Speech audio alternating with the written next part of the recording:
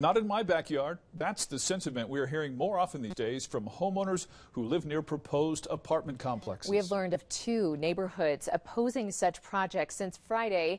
The latest in Security Widefield, just south of Colorado Springs. The proposed site of a 300 to 350 unit complex is just east of the intersection of Powers and Grinnell Boulevard, south of the airport, across the road from the new Amazon Processing Center. That's where we join KRDO News Channel 13 Scott Harrison with a live report and continuing coverage of the apartment blowback. Scott. Well, planners for the city of Colorado Springs and for El Paso County say they are aware of those neighborhood concerns.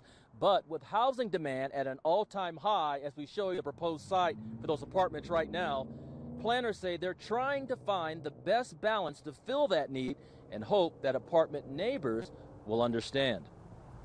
Whether it's the 300 apartments we told you about last week proposed outside the entrance to a neighborhood in Colorado Springs, or a similar project sought on this strip of land in Security Widefield, the people who live in homes around them admit the potential units do provide much needed housing.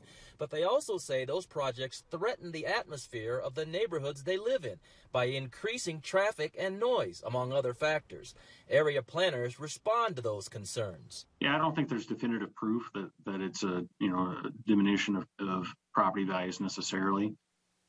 We have had multifamily projects in the county, particularly on the Powers corridor, Mark Shuffle corridor, north of this location, north of the airport. And that I think those have worked pretty well. We have more that are coming online in those areas. So we as the city are not setting the stage or requiring certain developments to be built in certain places. That's all market driven.